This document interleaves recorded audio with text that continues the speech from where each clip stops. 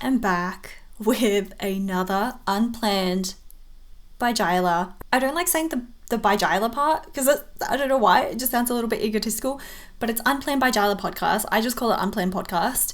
I'm back with another episode is what I'm trying to say, and it's been a while and I've alluded to this, and I have been doing a lot of thinking, a lot of soul searching, not really, but kind of why these episodes are so hard for me to do.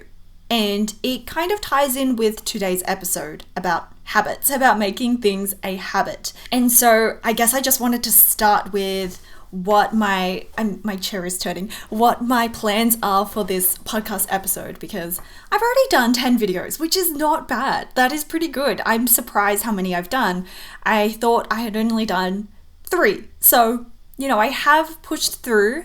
I forgot to put my computer on Do Not Disturb. Even though I've done 10 already, and I've done countless YouTube videos, it is not easy for me to still show up. And there are many reasons why, which I'll touch on a little bit. If I just talk about that, that'll be like an hour-long episode. But basically, my main epiphany, realization for these episodes is that if I think about them as a video podcast first, and then as an audio podcast second, that actually makes so much more sense to me. And I think because I was thinking of them as audio first, the pressure to keep the structure and the content much more organized, it didn't work for me. It wasn't clicking for me. And so by making these a video first podcast, because that's probably where most of you are consuming this podcast anyway, I get to just make them as casual and chatty as I want. So when I first started out on these podcast episodes, I really wanted them to be short, snappy, structured, organized tidbits of advice, like little voice memos from a friend. Over time, I realized that I am not a concise person. I am not brief. I do not speak succinctly. What a weird word. I ramble instead. And I like to just let my thoughts take me where it wants to go. I just let my brain take the wheel, basically. And I think that's where I struggled the most with these podcast episodes. Because like I said, I do weekly video updates for my patrons, my workshop patrons, and they're 30 minutes long of just me talking to the camera, just like this. And I do fortnightly Patreon podcast episodes, and they're almost about an hour long. So I have no issues with talking. I have no issues with coming up with things to say. It is slightly different because these are meant to be structured. And I do have notes. But again, my other mistake was relying on a script. So I'm ditching the script. I've ditched the script for the past few episodes. I've got bullet points in front of me, so I will be glancing up now and then to look at it. I'm just, as I'll go into for this podcast episode, because it's very related, I'm just making it as easy as possible for me to just hit record and start talking. Because I really want to make more episodes, and it just kills me that I keep putting it off. So if you find yourself in a similar situation, whether it's with making YouTube videos or making reels or TikToks or just posting on Instagram or even starting your own podcast episode, you might be able to relate to this experience. And I hope that you will continue to push through those fears as well, because it absolutely still is a learning journey for me. And I am just thankfully very obsessed with the process more than the results. And so it's not an option for me to give up. And I really believe that I can make this work. I just need to keep experimenting to find what works for me. And so I'm sitting with my knees up, very unprofessionally. I'm just rambling off script. I mean, I don't have a script, but I'm just rambling off topic with you guys because this is my personality, and this is probably the easiest way to sustain podcast episode. I just need to make them rambles. It's okay if it's not structured. Maybe they'll get more structured when I get better. But for right now, this is what I'm gonna do. This is what I'm gonna try, and hopefully be more consistent with these podcast episodes. So let's get into the podcast.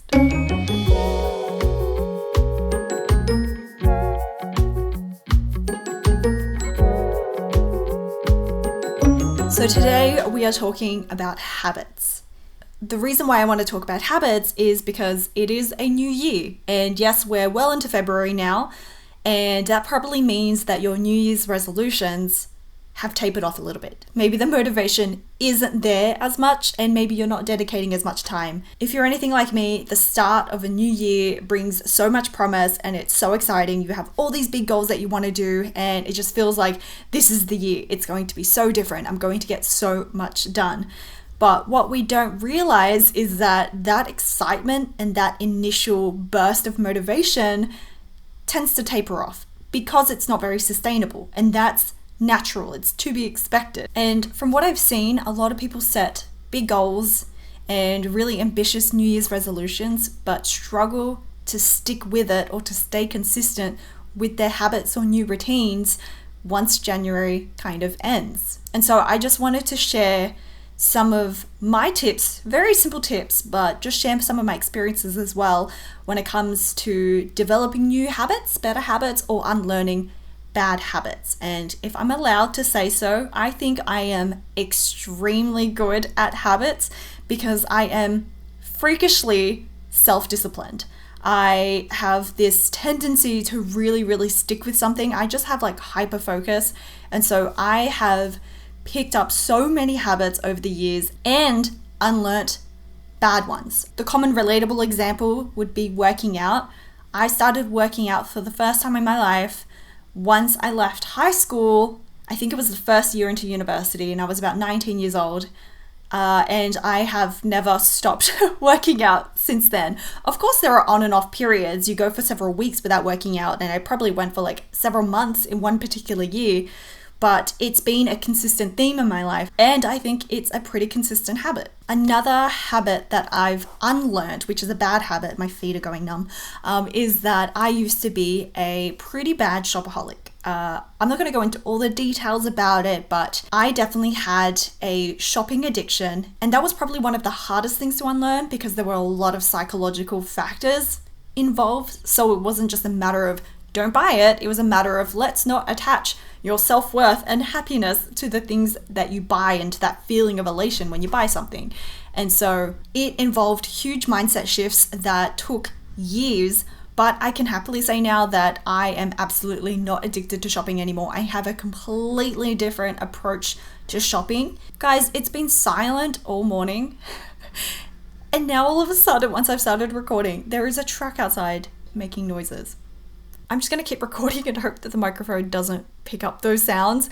But another habit that I'm really glad that I picked up on, and something that I struggled with for a really long time as well, was having a better sleep routine. So back when I was in university and studying and just being a moody 20-year-old, I used to sleep around 1 to 2 a.m. and I loved it. I loved staying up late because it just felt like the world was so quiet. I had all this time to myself, but I never felt good waking up. And I also wanted to be able to wake up early because I loved having that quiet time in the morning as well. So I had to prioritize which one I wanted, and I felt like I'm definitely more of a morning person. I love my morning routines, but it was so hard trying to wake up early enough. But then I read the book Why We Sleep by Matthew Walker, and that really put into perspective for me the importance of consistent sleep routines. And I read that sometime early last year. And since then, I have been so strict with my sleep routines. Yes, I've fallen off here and there when sometimes you've had late nights, but overall, my sleep has never been better. I clock off work around the same time at night, I get in bed around the same time, and I wake up around the same time. And the biggest change is that I no longer wake up feeling exhausted. Like, I thought that was normal, but it's not normal. Also, I don't really need an alarm anymore. My body clock wakes me up naturally. And because I fixed my sleep routine, everything has just been so much better, and I'm just so glad. So those are just a few examples of some habits that I think are pretty common that I have developed or unlearnt. I'm trying to think of some more that are relatable. I now do morning pages every single day when I didn't used to journal consistently. Almost daily, I do my language studies. I'm trying to learn new languages. Oh, a big one is my Sunday resets, which I've gotten Kevin on board, my partner, on board with. Every Sunday, we do a clean of the house and just reset and do life admin things, and that has been such an amazing addition to our lives. So that's another habit that we've picked up. And so I'm saying all that to kind of give you my resume on the fact that I feel like I have a lot of experience with habits. That was such a long intro, but the first tip is to start small. So I feel like this is the biggest mistake or trap that people fall into when they're trying to start a new habit, because it's so exciting at the beginning and you're lured in by the promise of finally getting into shape or finally accomplishing that goal that you really wanted to achieve. And so when people start working out, they plan to start working out every single day for an hour. They commit to this really, really intense schedule at the beginning without anticipating that they might not be able to keep that up, because that is a lot. Especially when you're working out, you need time for your body to rest because it's not used to such intense activity. And so my advice when it comes to building habits, forming habits such as working out,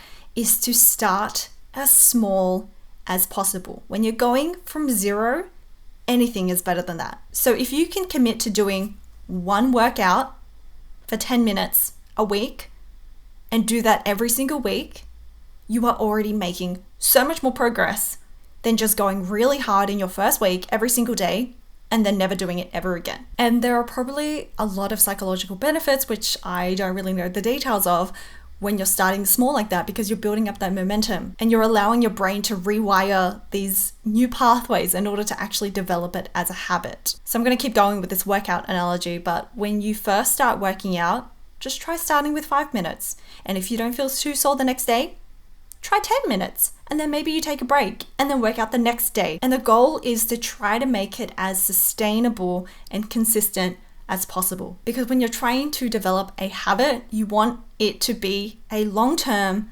ideally lifelong habit. You shouldn't be in it just for the short-term gains. So not only is it way more achievable to start small and have small goals and build up from there when you get better and better and more used to doing the workout, the problem with setting a really big ambitious goal for yourself in the beginning is that you might be setting yourself up for disappointment because it might not be realistic. And in a way, you're prioritizing short-term intensity over long-term consistency. Remember, habits are long-term. They take a while. And so you want to allow yourself to gradually build up that habit. You want to allow for the changes to happen gradually so that you don't burn out. How can we apply this to YouTube videos or Instagram posts, for example? So if you're not posting anything at all, just set yourself a goal of 1 a month. See how that goes. And if that works, then up it up by another one the next month. So that's what I mean by just starting small and gradually building up on top of your habit to really give it a chance to stick, instead of saying, I haven't posted anything, but I'm going to post 4 YouTube videos this month. What I really love about starting small is that it allows for room for improvement. It allows for you to adapt and figure out what you like and what doesn't work. And it just becomes more of an experiment than something that you're really putting a lot of pressure on yourself for. So that is my first tip, to start small, to aim for consistency, not intensity. Habits are formed through consistent daily small steps, not big grand gestures. You don't have to do a lot in your first week, your first month of deciding to do that habit. You just have to keep taking small steps towards developing that habit. My second tip for building habits is very simple, and you're not going to like this one either, but it's to build one habit at a time. Do not try to build 5 habits at a time unless you're an absolute freak of nature and you're able to juggle all of those things. Remember, you're starting from 0. You do not want to go from 0 to 100 and try to maintain that. And I know it seems counterintuitive to only focus on 1 at a time, because you might be super motivated and think, no, I want to develop all of these habits at the same time. But it is actually much more effective to focus on building one habit, and when that actually becomes an ingrained habit that you don't have to think about anymore, then you can start working on other habits. But if you start with too many habits, you'll probably just overwhelm yourself and it'll just be too hard to manage. My third tip for making habits stick is to make it part of your identity and to find your deeper why. So back to the very universal habit of wanting to work out more, instead of saying, do I want to work out? You can ask yourself, do I want to be the type of person that works out? And I feel like that slight tweak in the question that you ask yourself makes a big difference in reminding you why it is that you're taking on this habit. Because it's not just about the act itself of working out, it's about showing up again and again because you are a person that works out. You are a person that wants to invest that time into themselves to be healthier and to be stronger. And I think for me personally, when I'm thinking of doing tasks that are not super fun or exciting, I'm always focused on what my future self will think. Will my future self be glad that I did this thing? And the answer is always yes, and that makes me want to do it more. Another question you can ask yourself, which always works for me, is, am I going to be glad immediately afterwards that I did the thing? And I feel like your answer is always yes. So try not to think about the act of doing the habit itself or how unpleasant doing that habit might be, but focus on what it means for you as a person, what it means for your identity. Is it bringing you closer to the person that you want to be? What is your deeper reason for doing this thing? It's not just about this one act in this one moment. It's just about getting closer every single day. So when I'm building habits, I like to think of it as like laying down the bricks for the foundation of a house, which is your habit. So every time you practice that habit or you do an action that brings you closer to developing that habit, I imagine that as placing another brick down. And so I'm focusing much more on the progress rather than the result. Because every time I do something like work out or post another YouTube video or just show up to record an unplanned podcast episode, I know that I am one step closer. And that is always what I tell myself. I am just one step closer. And to me, that is really, really motivating and rewarding for me because I know I'm one step closer than I was yesterday by just showing up. I'm doing it for my future self. And that is my deeper why. That is my bigger why, because I'm doing everything for my future self. Everything that I do now, my future self will thank me for. When it comes to something less dramatic, less serious, like learning a language, the reason why I'm so committed is because I love imagining myself later on in my life being able to speak like 5 different languages. And that vision for me is so motivating. And I know in order to get there, I have to practice almost daily. And so whether you reflect on this in your journal, whether you make a vision board, whether you have something in front of you that constantly reminds you what your bigger why is, what your vision is, what is the person that you want to become, that'll make it easier for you to connecting that action to getting one step closer to making that an actual habit. My 4th tip is progress, not perfection. And it's kind of related to what I've already said, but it's more about the tracking of your progress. So I feel like this is where a lot of people slip up as well because they are so focused on the results, on the outcomes, and they feel really discouraged or they just want to give up when they see that nothing is happening. But that's the trick with habits. You don't see it in the short term. You only see it in hindsight, and you really just have to focus on doing the work, staying consistent and focusing on the progress rather than getting consumed with the outcome. And so again, just focus on being consistent. And the way you can do this is make it fun for yourself. Check in weekly. I have a whiteboard there. You could mark down when you've done that certain habit. In my journal, I like to use a cute sticker when I've completed that habit. I also track it on Notion. And so tracking is what really helps keep me motivated because I can see when I've actually done that habit and I can see how my habit is tracking. And so for example, like with posting on Instagram is a little bit tricky for me because I always forget to use Instagram. So I need to make it a habit to constantly show up on Instagram. So let's say, for example, I want to post more because I want to increase the number of followers that I have. A very, very common goal I'm sure that we all share.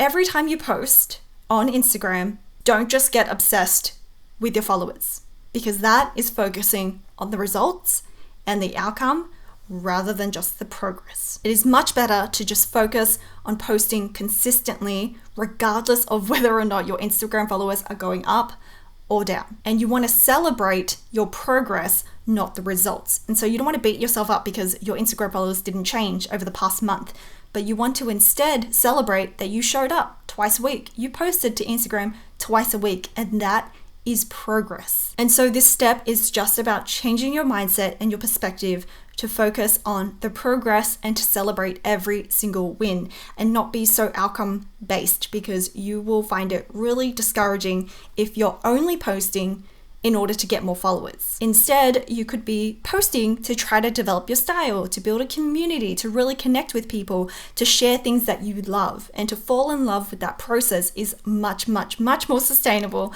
and healthy than only posting and then refreshing to see if you got any new followers. It's just not the right way to approach things, and that definitely applies with working out as well. Every time you work out, you are not going to see a significant difference. But if you look back in 6 months, 1 year, 2 years, you will see a huge different. So don't get obsessed with the result and focus on building that up as a habit, because that will indirectly bring you closer to your goals and you won't burn out or get overwhelmed in the process. My last and final tip for for making habits stick is to make it as easy as possible. And this is where I currently am with this Unplanned podcast episode. Again, working out, it's such an easy analogy, but if you are trying to work out often, but it is really hard to find a workout space, or it's really hard to find your workout clothes, it's in the bottom of your drawer, or you have to pull out your yoga mat from the top of the cupboard every single time, if there are too many obstacles in the way, you're less likely to do the habit. And so it could be just as simple as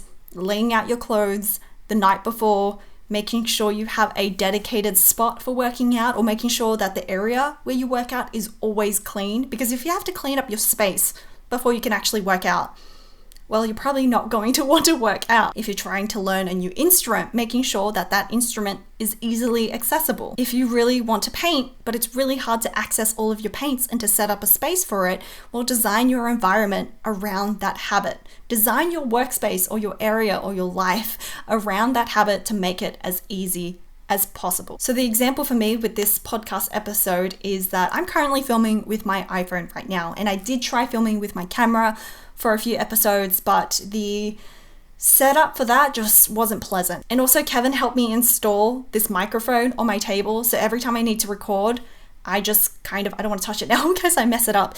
I just need to pull out this microphone from the back of the table. It's attached to the table. It's always plugged in, and I can just start recording. It's always connected.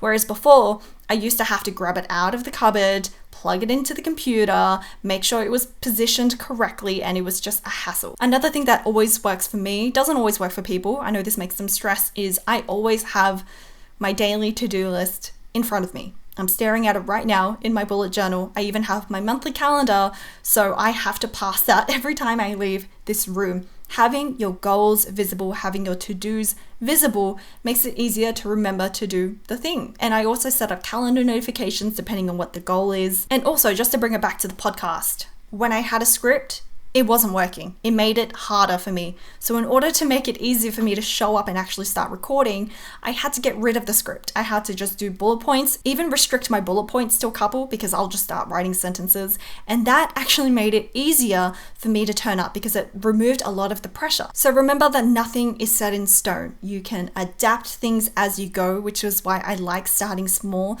So you get to learn a little bit more about yourself and what works for you. There is no one right way to do things. Don't fall into the trap of thinking you have to work out a certain way. You have to sketch in your journal a certain way. You have to even film your podcast a certain way. There is room in the world for all sorts of different ways, and it's more important that you find the way that works for you so you can actually develop that habit. So I want to leave you with a quote from, unsurprisingly, Atomic Habits by James Clear. I'm not sure if it's actually from the book or his newsletter. Both are excellent. I do recommend it. But every action you take is a vote for the type of person you wish to become. No single instance will transform your beliefs, but as the votes build up, so does the evidence of your new identity. I want to leave you with the belief that you can change. Just because you've tried to develop a new habit multiple times and you've given up, it doesn't mean it's a doomed cause. It doesn't matter if you fail. To be cliche, it's more important that you get back up. So I hope you have the courage and the motivation to really go after the goals that you want and to really transform your life, because I really don't want you to look back later on in your life and regret that you didn't start when you had the chance. Thank you so much for listening to another Unplanned podcast episode, and I will see you next time. Bye!